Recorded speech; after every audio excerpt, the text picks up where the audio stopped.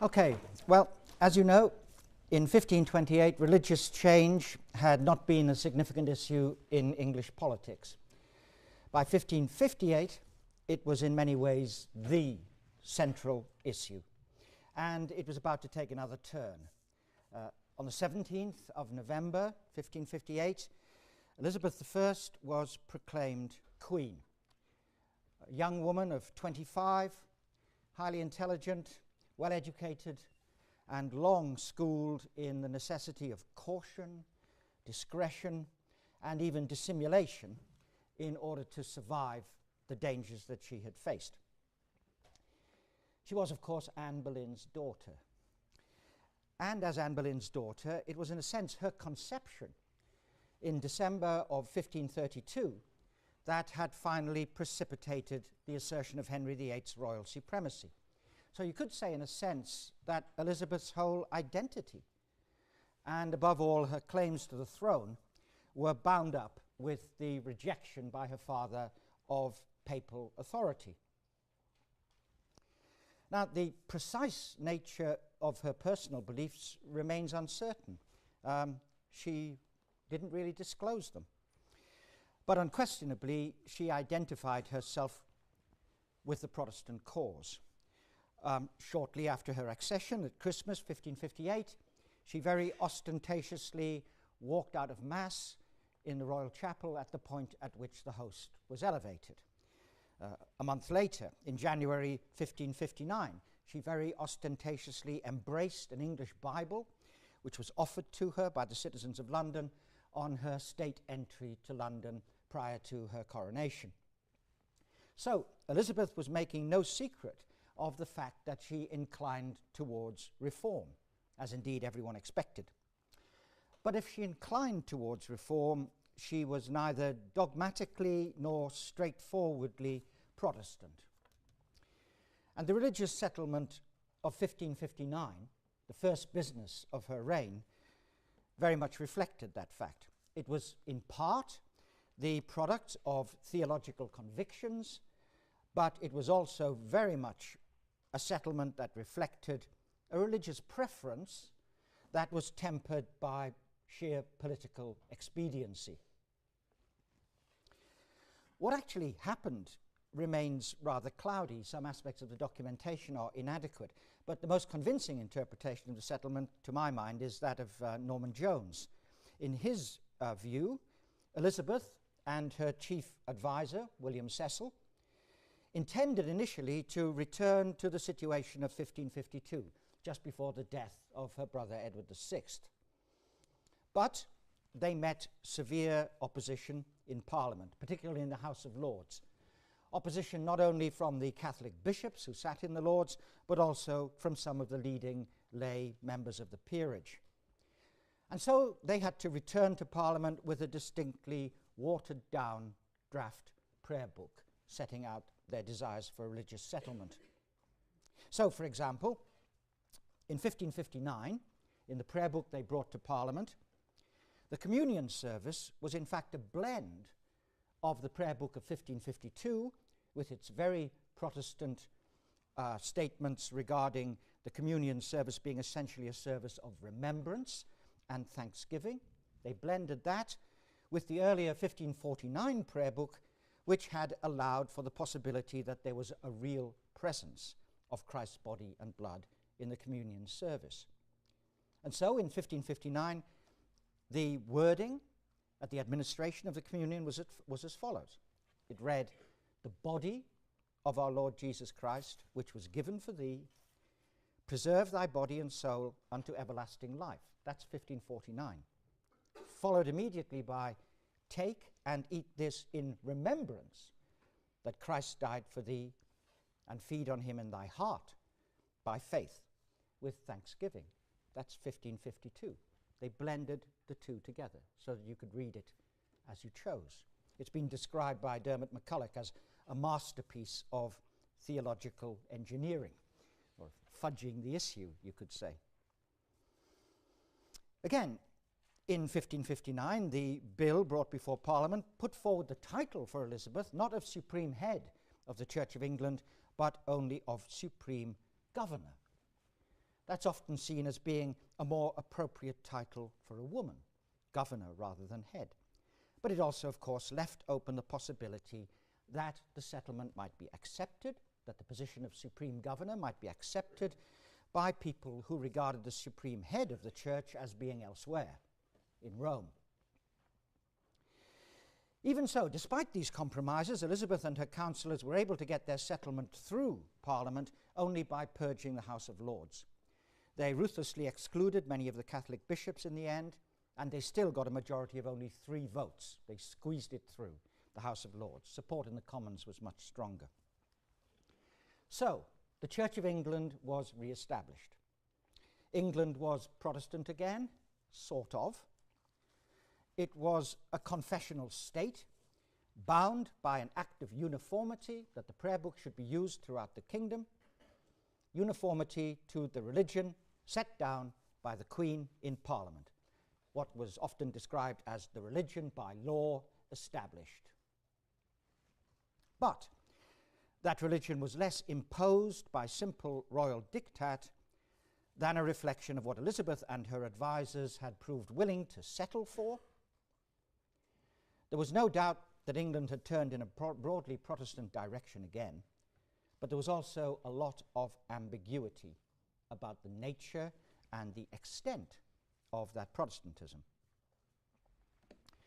Okay, well, maybe Elizabeth and William Cecil and the other councillors got less than they originally intended, but they accepted it, and they could even use it to their advantage.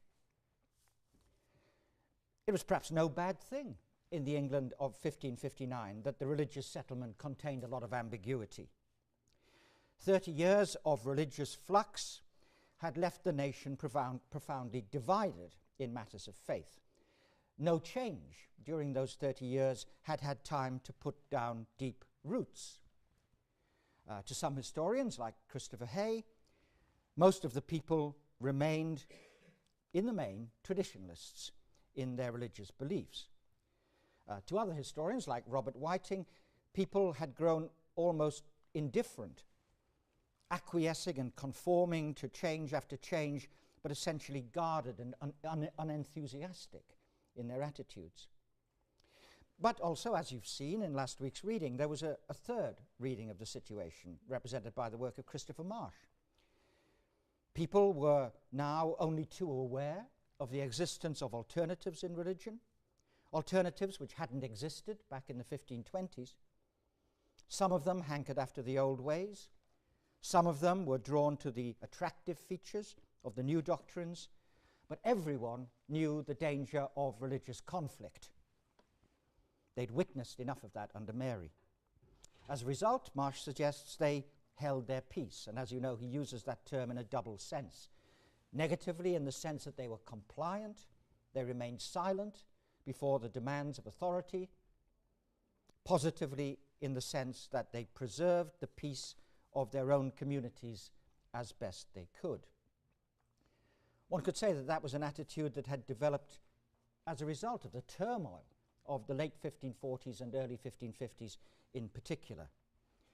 Even under Mary, the mayor of Exeter in the west, down here in Devon, was a man who, although a devout Catholic in his own practice, regarded Protestant sympathizers among his neighbors with some discretion and tolerance. It was said of him that he did friendly and lovingly bear with them and wink at them. He shut his eyes to their practice. And one could say that Elizabeth was winking at people too. And she winked at people in many ways. She was the supreme governor of the Church of England. She was the head of a confessional state. But she also said early in her reign, "I will not make windows into men's souls." A striking metaphor. I will not make windows into men's souls. What she and her councillors wanted was order, outward conformity, stability. And in pursuit of those objectives, the ambiguities of 1559 were in many ways advantageous, and they could be developed. Soon after the passage of the settlement through Parliament, a set of injunctions concerning worship were issued. They permitted the images which had survived Protestant iconoclasm to remain in churches, so long as they were not superstitiously abused. They said that in future communion tables were to be used for Holy Communion rather than altars, but nonetheless the communion table could stand where the old altar had stood. At Holy Communion, traditional wafers were used rather than common bread. There were many concessions of this kind. Elizabeth herself would have liked to have kept the rood screens above the chancel with their crucifixes, etc. She kept a crucifix in her own chapel, but her more Protestant bishops really wouldn't stand for that, and many rood screens were gradually dismantled throughout the kingdom in the course of the 1560s. Or again, in dealing with the clergy, she faced in Parliament bishops who put up such a stiff opposition that she was forced to deprive them. She would have liked them to stay. They didn't. But new appointments to the episcopal bench were rarely religious extremists. It was significant that she chose as Archbishop of Canterbury Matthew Parker, a Cambridge academic who was a Protestant, certainly, but who had not gone into exile under Mary. He had conformed and kept his head down. She considered Parker a more appropriate choice than some of the more radical Protestants that she could have selected. Amongst the parish clergy, too, there was no mass purge. Many of the clergy were allowed to keep their positions and even to get away with formally subscribing to the prayer book and the Act of Uniformity, but continuing many traditional practices unhindered. The toleration which was extended to traditional practices allowed them to preserve in many ways the appearance of tradition in the way they conducted services in their parishes. Christopher Hay has a nice phrase for it. He says many of these people were liturgical hermaphrodites. They used the prayer book, but they could tweak it their own way. Again, fines were laid down for people who failed to attend the Church of England at least once a month, but they were set very low. The fine was 12 pence a month if you failed to attend Church of England services, which was about the equivalent of a day's wages for a London labourer. Not a steep fine at all. So what did it all mean? Clearly, Elizabeth was no Catholic, but she refused to persecute. And equally, she refused to countenance any further reform. She seems to have learned a lesson in 1559 about the art of the possible, and she stuck to it. And that came out very clearly just a few years later in 1563, when at a meeting of the Convocation of the Church of England, the Assembly of the Clergy of the Church of England, there occurred what's known as the Vestiarian controversy. Some of the more radical Protestants in Convocation wanted to get rid of traditional vestments worn by the priest during services. They described them as the rags of Rome. These, however, had been retained in the prayer book of 1559, and Elizabeth insisted upon retaining traditional clerical dress and forced Archbishop Parker to demand it of the clergy. So, what was England's religion in the 1560s? Ultimately, one could say it was the Queen's religion. With regard to the Pope's authority, it was emphatically schismatic. Papal authority had been abrogated once again. With regard to essential doctrines, it was essentially Protestant. But nonetheless, it retained a latitude to make of the settlement, to read the prayer book as you chose, provided you conformed in general. The only element of settlement, one could say, which was totally without ambiguity, was the act of uniformity. Conform and hold your peace. Well, in an age of religious partisanship, in what was already becoming in Europe an age of religious war, that was not really a bad deal. But of course it couldn't stand there. Whatever the ambiguities of the settlement, first of all, no one could really doubt that it was basically Protestant in orientation. And secondly, no one yet knew that Elizabeth would live to be 70. And those two facts shaped the attitudes of both committed Catholics and the more committed Protestants. And by 1560, of course, there were plenty of both. Both groups of zealots were preoccupied with what might happen next. Would there be another turn of the wheel? Would Elizabeth survive? And both sides were determined to do what they could to shape events to their own advantage if such a possibility of future change emerged. So let's look at the two groups who opposed in different ways the Elizabethan settlement and how their challenges were met. We can start by looking at the Catholics. Christopher Hay argues persuasively, I think, that there was a great deal of what he calls traditionalist survivalism. To a considerable degree, the early Elizabethan church was attempting to accommodate that traditionalism amongst the population as a whole. But the more committed, more theologically aware, and more politically aware Catholics knew that this was a recipe for the gradual erosion of Catholic principle. There were a lot of people who were described at the time as church Papists in the 1560s, people whose bodies were in the Church of England, as it were, but whose hearts remained with the old religion. Such people would gradually become hopelessly compromised over time, unless something was done to stiffen their resistance to a gradual slide into conformity and acceptance of the new ways. And in the eyes of those who feared this, there was, after all, every possibility that the settlement of 1559 would not endure any longer than other changes. It all hung on the life of one young woman, and in 1562 Elizabeth contracted smallpox and almost died. Her counsellors were in a panic as she lay on her sickbed. She recovered, but it was a warning of what could happen. We have to remember this vital element of uncertainty whenever we look at the Elizabethan church and indeed at other aspects of her reign. So you get in these years the gradual emergence of what might be called a kind of shadow church, or a church in exile, waiting for the possibility of a return to the old ways. And the years 1568 to 1570 proved to be in many ways a turning point for these Catholics. In 1568, William Allen, a former Oxford Don who had fled to the continent, founded a college at Douai in the Netherlands for the purpose of training priests who would be smuggled back into England and who could operate in secrecy to stiffen the faith of English Catholics. In the same year, in May of 1568, Mary Stuart, the Queen of Scotland, a Catholic, was deposed by her own subjects and fled into England.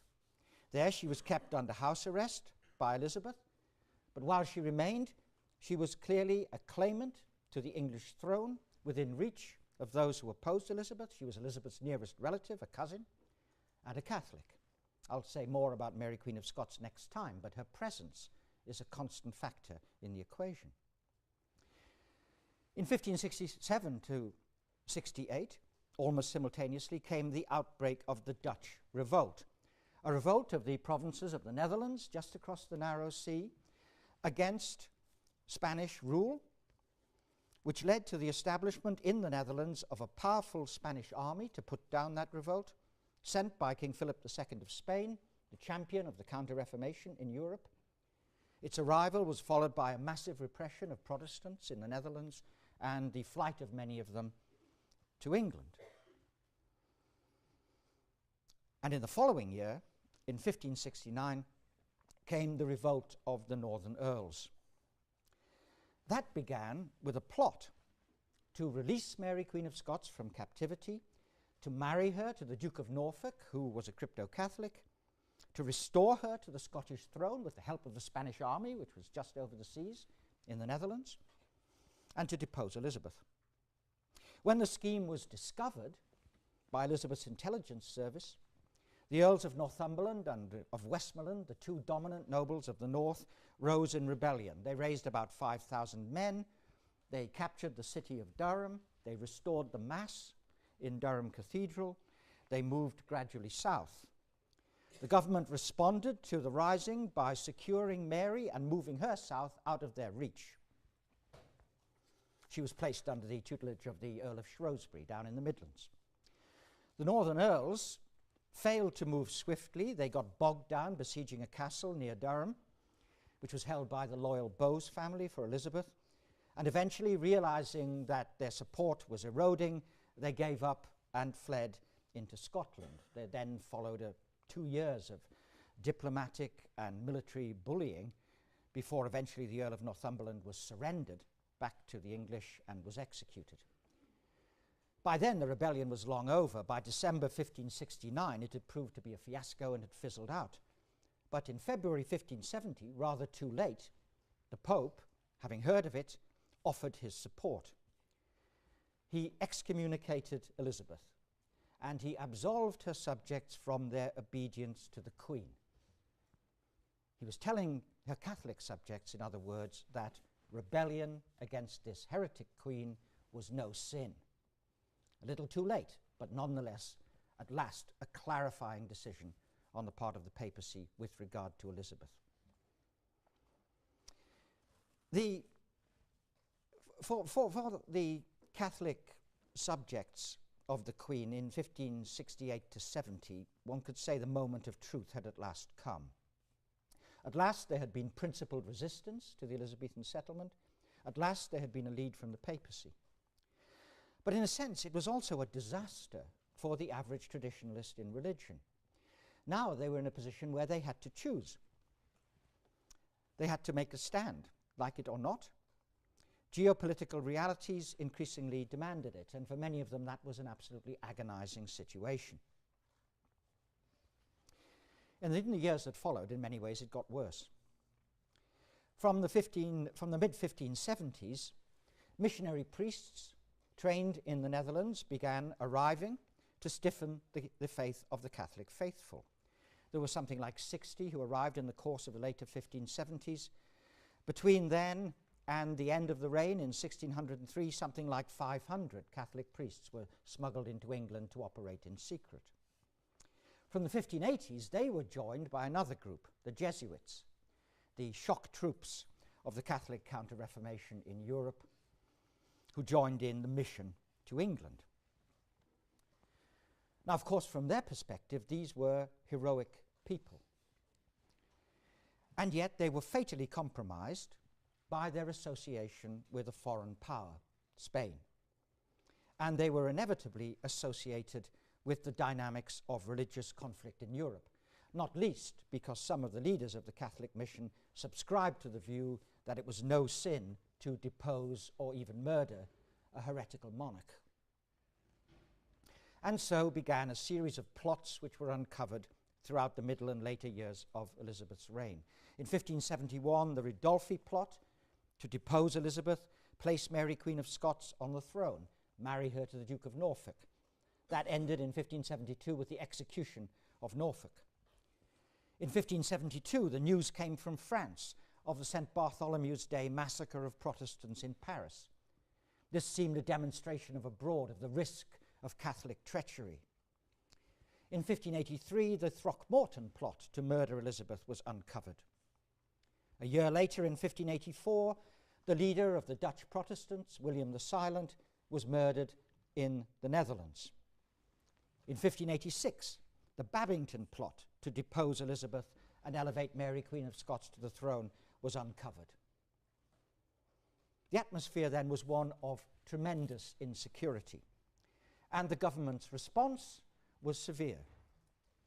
In 1581, it was declared by Parliament treason to be absolved from schism with Rome and to be reconciled to the Catholic Church. Recusancy fines for not attending the Church of England were raised from 1 shilling a month to £20. That's a 400-fold increase in the size of recusancy fines. In 1585, England was at last, after long hesitation, brought to declare open war with Spain and to send troops to the Netherlands to help stiffen the resistance of the Dutch Protestants. And in the same year, Parliament made it treason for any ordained priest of the Catholic Church even to enter England. For a priest to be found on English soil was treason. In 1586, following the Babington plot, Mary, Queen of Scots, was at last brought to trial, sentenced to death, and then, after long hesitation on the part of Elizabeth, finally beheaded in February 1587. And then, in 1588, the whole nation was mobilized to resist the threat of invasion by the Spanish Armada, a great fleet sent by Philip II, intended to pick up troops in the Netherlands, transport them across the narrow seas, and attack London. A plan which was eventually foiled only by the resistance which was put up by the English fleet in the Channel, and then the scattering of Spanish ships as they sailed north and eventually around Scotland and Ireland to return to Spain, many of them being lost on the way. Following what was seen as the divine deliverance in the Armada campaign, the war dragged on right through to the end of Elizabeth's reign. Well, in such a context, any priest who landed in England to do God's work amongst the Catholic faithful as they saw it were inevitably regarded by the government as the traitorous servants of a foreign power. Between 1581 and 1603, 131 Catholic priests were arrested and executed, together with 60 of the lay people who had hid them, all of them being executed as traitors. These are those who are regarded in the English Catholic tradition as the Catholic martyrs. And in a nation that was increasingly prone to regard itself as a beleaguered island, threatened by mighty enemies, Catholicism almost inevitably became tainted by its association with that threat. Of course, that was mistaken. Many of the Catholic nobility and gentry went out of their way to stress their loyalty to Elizabeth, that they would not support any foreign invasion, that they would indeed sometimes openly declare themselves as sufficiently loyal to oppose it. They were well known, they were often trusted as individuals by their Protestant neighbours. The fines levied upon them for their Catholic recusancy were often very selectively and intermittently enforced. Amongst the Catholic population as a whole, there was only a tiny number of zealots who were ever actively involved in treasonable plots, especially against the Queen's life. Nevertheless, be that as it may, in the situation after 1570, and especially after the outbreak of war in 1585, the Catholic community as an entity lay under the shadow of distrust, and it was subject to a developing prejudice which would take centuries to dispel.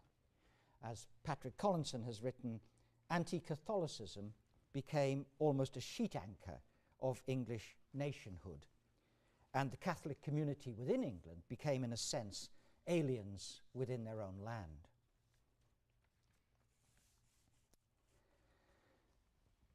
What about the other threat, the radical Protestants?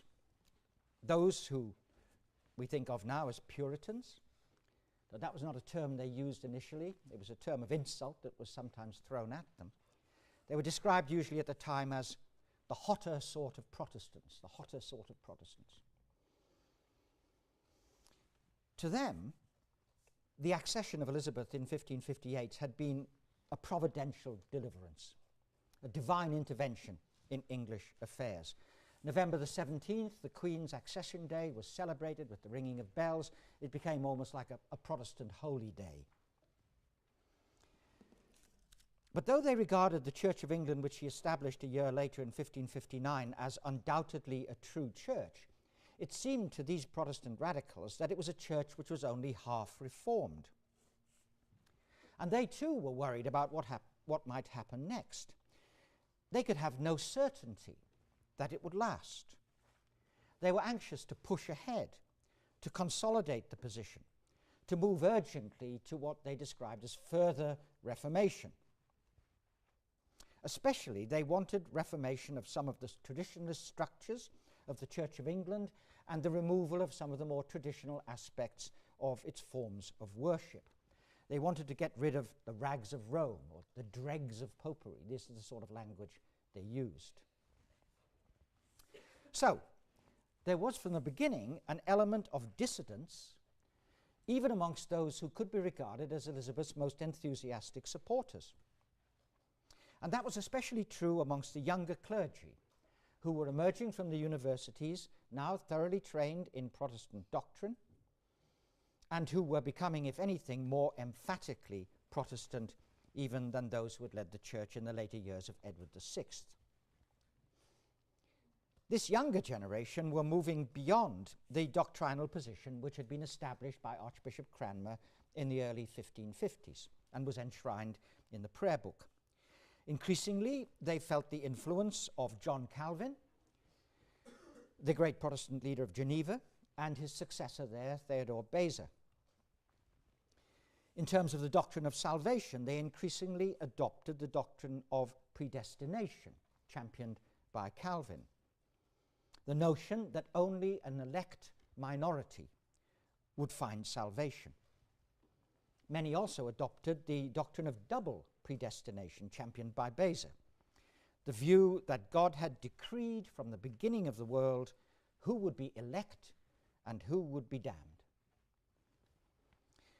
This kind of belief bred amongst them a very anxious spirituality. At the individual level, they were deeply anxious about their own spiritual state. Were they or were they not amongst the elect?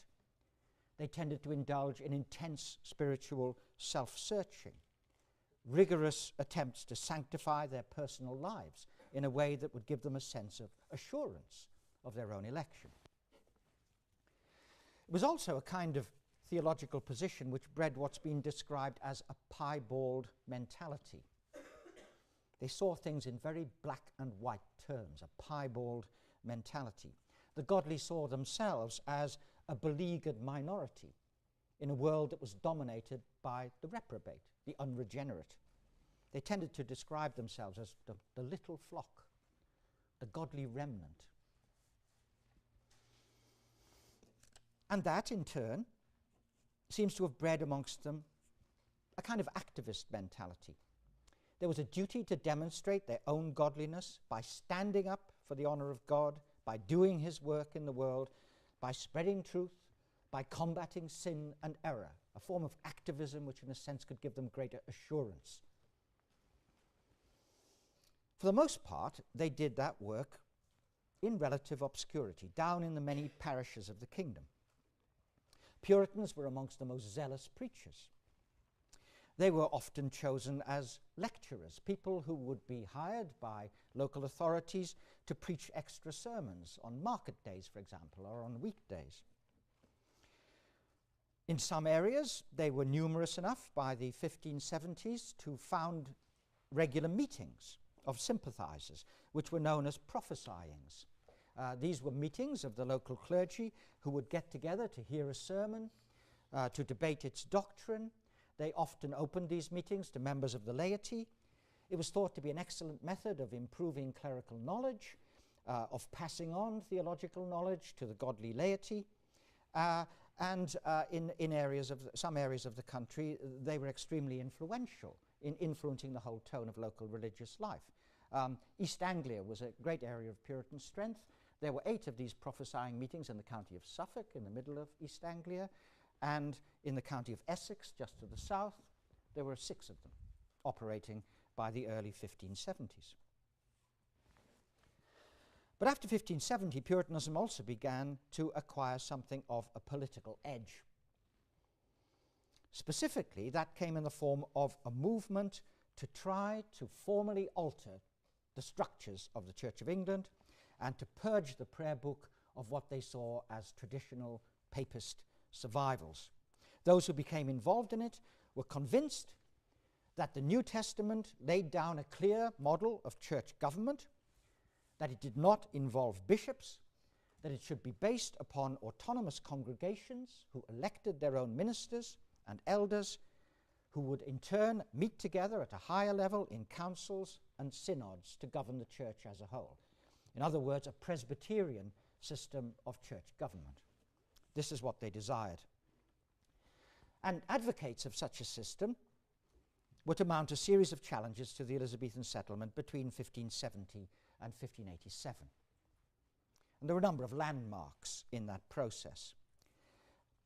In 1570, for example, the professor of divinity at the University of Cambridge, Thomas Cartwright, gave a series of lectures in the university in which he argued that the English church failed to follow the model of the New Testament and advocated a Presbyterian system. There was a tremendous controversy in the university as a result. Cartwright, in fact, lost his job. He was quickly picked up by one of Elizabeth's favourites, the Earl of Leicester, who sympathised with the Puritans, and placed in a living elsewhere. So he survived, but he lost his position at the university. In 1571, in Parliament, one member, William Strickland, introduced a bill to revise the prayer book and purge it. Members of the council sitting in Parliament opposed this move. He was called before the Royal Privy Council and warned not to trespass on the Queen's prerogative in matters of religion. But a year later, when Parliament met again, John Field and Thomas Wilcox, two leading Puritans, published the Admonition to Parliament, an outspoken attack upon the structure of the Church of England as not being a truly reformed church, calling on Parliament to take steps to further reform it. Indeed, it was so extreme in some of its statements that it greatly scandalized moderates amongst Protestants, and there was no successful action in Parliament. In 1576, there came a further attempt to discuss the church in Parliament, and on that occasion Elizabeth had to intervene personally to ban discussion of religion in Parliament. The Queen also became convinced in that year that the prophesying meetings were a destabilizing influence on the church in the localities. She ordered Archbishop Grindal to put a stop to them. The Archbishop protested. He thought they were doing good work. They were beneficial to the clergy. As a result, the Queen simply suspended him. And the Archbishop of Canterbury himself was suspended from exercising his duties from 1577 through to his death in 1583. Well, at that point, Grindal's death in 1583 could be said in a sense to symbolize the passing away of the first generation of Elizabethan bishops, many of them people who half sympathized with the desire for further reformation within the church. Men who had been willing to serve, willing to bear with the Elizabethan compromise for the time being, but in their hearts would have liked to have seen more. The phrase that was often used for people like that was that they were willing to tarry for the magistrate. They were willing to wait until such time as the Queen was willing to move further in a Protestant direction. And they were gradually being replaced by people of a different stamp. And the most significant of the new bishops to emerge was the new Archbishop of Canterbury, John Whitgift. Whitgift was a very different kind of man from Grindal. He was a Calvinist in his doctrine. No Protestant could ask for more in terms of his theological position. But he was also a man who had grown up with the Elizabethan settlement and who was deeply committed to the settlement in itself. In addition to which, he was a firm disciplinarian. And in 1583, as a means of preventing further action on the part of the Puritans, Whitgift introduced what was known as the 3 Articles, to which each of the clergy was required to subscribe.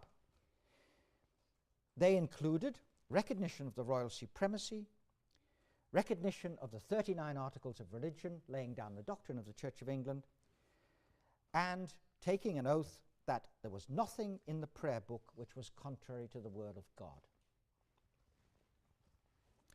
He proceeded to use the church courts, and particularly his own Court of High Commission, to examine suspected dissidents within the church under oath and to administer the 3 Articles. He was in fact prevented by members of Elizabeth's council sympathetic to the Puritan cause from taking this policy as far as he would have liked. Nonetheless, it was a clear statement of his unwillingness to tolerate dissidents from radical Protestants. Well, the advent of Whitgift perhaps provoked what turned out to be the Presbyterian or Puritans' final throw. Some of the prophesying meetings, which were now forbidden, simply went underground. In some areas, they developed into what's known as the Classis movement, secret meetings of the clergy who were practicing a kind of underground Presbyterianism. John Field, one of the authors of the Admonition to Parliament in 1572, built up quite an extensive network of Presbyterian sympathizers amongst the clergy and the laity throughout the kingdom. And that network was activated in 1584 and 1586 to try to introduce further bills into Parliament calling for a Presbyterian system and the revision of the prayer book. These attempts were again scotched by royal councillors sitting in Parliament. In 1586, for example, Parliament itself sent both the promoter of the bill and those who defended it in Parliament to the Tower of London, briefly to cool their heels. The Presbyterians had failed again. But the exasperation and the frustration that they felt was vividly expressed in 1588-9 in the secret publication of a number of extremely scurrilous attacks upon the bishops of the Church of England. These were known as the Mar Prelate Tracts. They were directed against bishops, prelates, the Mar Prelate Tracts. The Archbishop of Canterbury instigated an investigation to discover the secret press that was producing them, and in the course of that, John Field's Puritan network was uncovered, and the movement was essentially smashed. Meanwhile, as the 1580s drew to a close, some of the leaders of Puritanism were dying away. John Field died in 1588. Some of his sympathizers in the Royal Council, the Duke of Leicester, Sir Francis Walsingham, Sir Walter Mildmay, all died in 1589 or 1590. Puritanism as a political movement was over for the time being. But it left three legacies. First of all, there were small groups of Puritan extremists who were so disillusioned that they broke from the Church of England altogether and formed separatist congregations meeting in secret. One of their leaders said that they had decided they would have reformation without tarrying for any. They wouldn't tarry for the magistrate, they would have reformation without tarrying for any. Some of them were eventually forced to flee abroad. The group led by Robert Brown, based in the city of Norwich, removed themselves to the Netherlands to escape potential persecution. Another group, led by Henry Barrow in London, went underground, and some of them eventually also emigrated to the Netherlands, where they enjoyed religious freedom in the Protestant areas of the Netherlands. Henry Barrow, returning to England at one point, was arrested and was eventually hanged for sedition. It was from amongst these groups of radical separatists who had broken completely with the Church of England that some of the Mayflower Pilgrims of 1620 were eventually to be drawn. So one legacy was separatism, a tiny minority who broke away completely. Secondly, there was a much broader legacy of activist evangelism within the Church of England.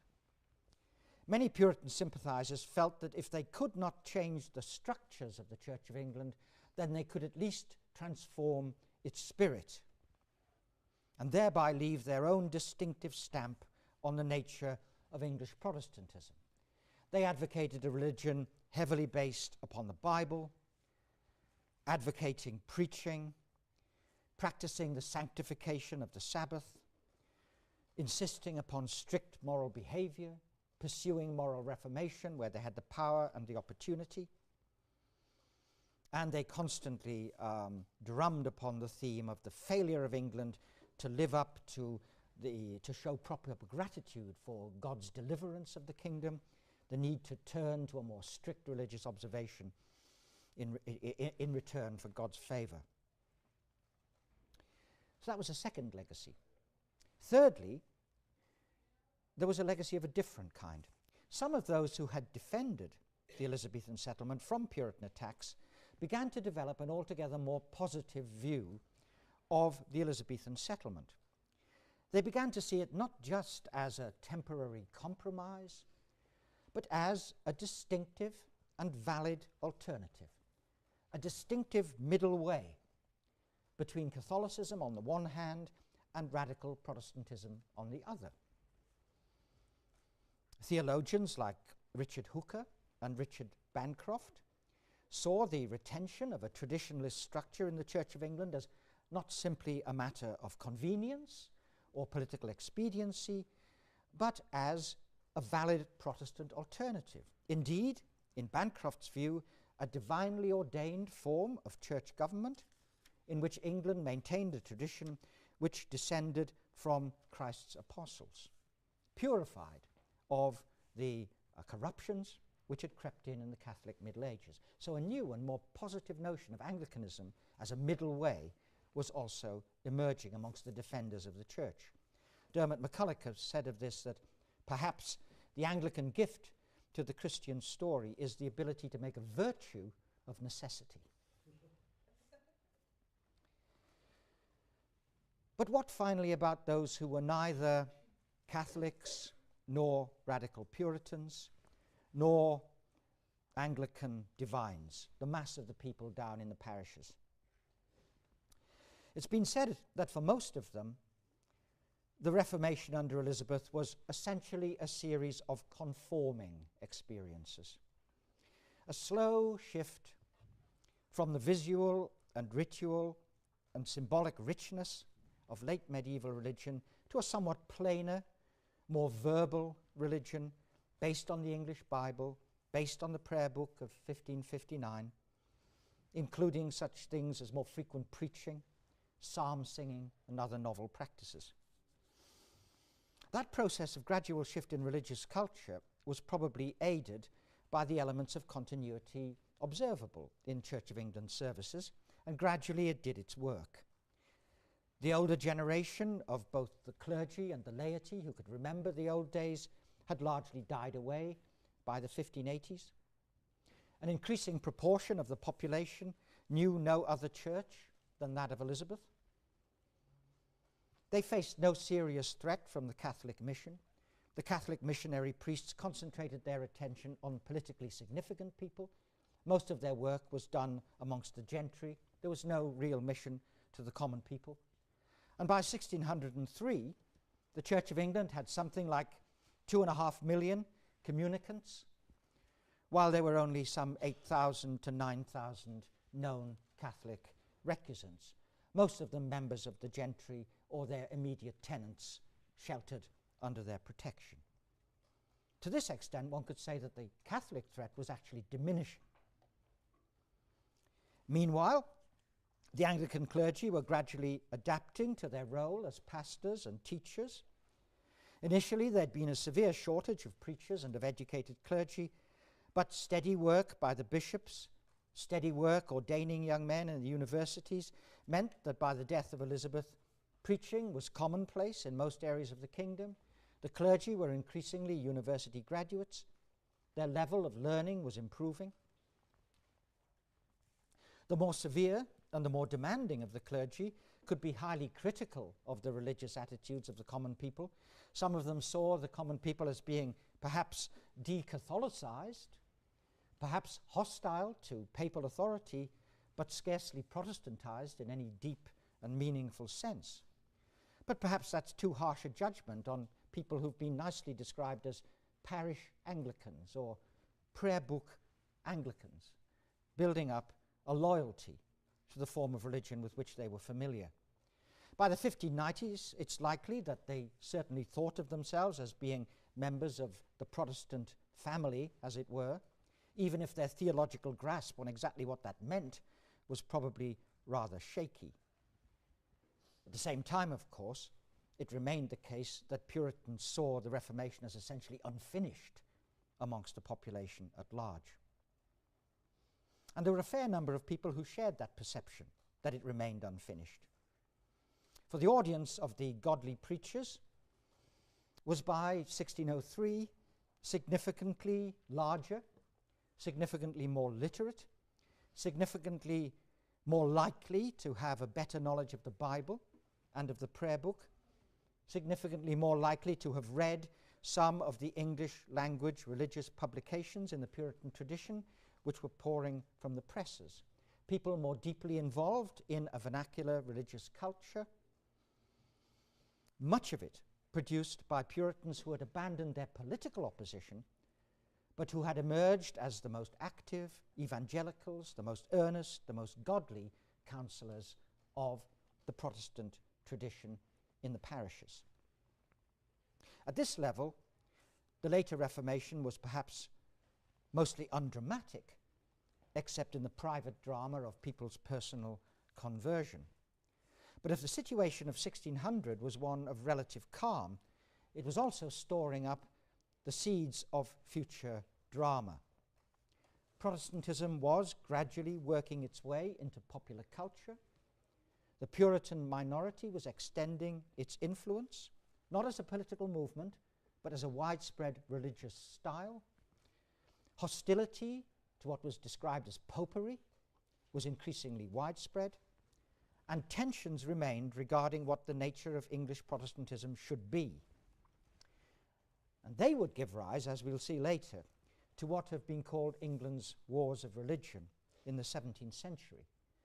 Disputes not between Catholics and Protestants, that was perhaps largely settled by 1600, but disputes between different conceptions of what it was to be a Protestant. Okay.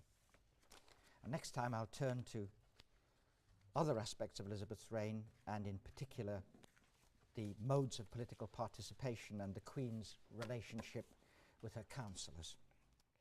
Okay. Bound up with the rejection by her father of papal authority.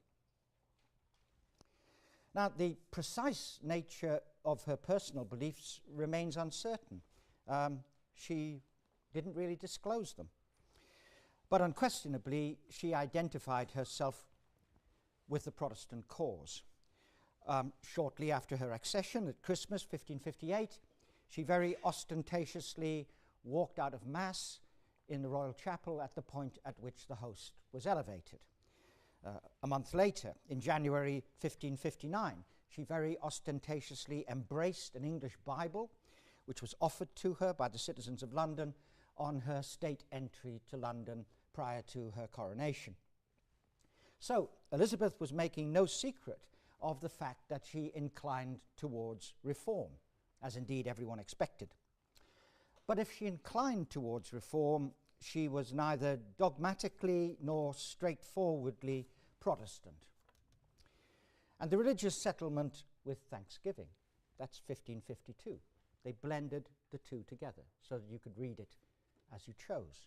It's been described by Dermot McCulloch as a masterpiece of theological engineering, or fudging the issue, you could say. Again, in 1559, the bill brought before Parliament put forward the title for Elizabeth, not of Supreme Head of the Church of England, but only of Supreme Governor. That's often seen as being a more appropriate title for a woman, governor rather than head. But it also, of course, left open the possibility that the settlement might be accepted, that the position of Supreme Governor might be accepted by people who regarded the Supreme Head of the Church as being elsewhere, in Rome. Even so, despite these compromises, Elizabeth and her councillors were able to get their settlement through Parliament only by purging the House of Lords. They ruthlessly excluded many of the Catholic bishops in the end, and they still got a majority of only 3 votes. They squeezed it through.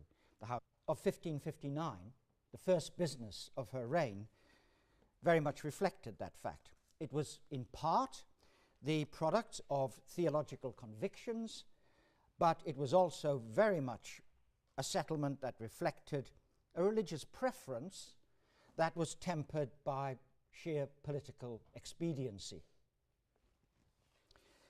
What actually happened remains rather cloudy. Some aspects of the documentation are inadequate, but the most convincing interpretation of the settlement, to my mind, is that of Norman Jones. In his view, Elizabeth and her chief advisor, William Cecil, intended initially to return to the situation of 1552, just before the death of her brother Edward VI. But they met severe opposition in Parliament, particularly in the House of Lords, Opposition not only from the Catholic bishops who sat in the Lords, but also from some of the leading lay members of the peerage. And so they had to return to Parliament with a distinctly war. Okay, well, as you know, in 1528, religious change had not been a significant issue in English politics. By 1558, it was in many ways the central issue, and it was about to take another turn. On the 17th of November, 1558, Elizabeth I was proclaimed Queen. A young woman of 25, highly intelligent, well-educated, and long schooled in the necessity of caution, discretion, and even dissimulation in order to survive the dangers that she had faced. She was, of course, Anne Boleyn's daughter. And as Anne Boleyn's daughter, it was in a sense her conception in December of 1532 that had finally precipitated the assertion of Henry VIII's royal supremacy. So you could say, in a sense, that Elizabeth's whole identity, and above all her claims to the throne, were a watered-down draft prayer book setting out their desires for religious settlement. So, for example, in 1559, in the prayer book they brought to Parliament, the communion service was in fact a blend of the prayer book of 1552 with its very Protestant statements regarding the communion service being essentially a service of remembrance and thanksgiving. They blended that with the earlier 1549 prayer book, which had allowed for the possibility that there was a real presence of Christ's body and blood in the communion service. And so in 1559, the wording at the administration of the communion was as follows. It read, "The body of our Lord Jesus Christ, which was given for thee, preserve thy body and soul unto everlasting life." That's 1549. Followed immediately by, "Take and eat this in remembrance that Christ died for thee, and feed on him in thy heart by faith."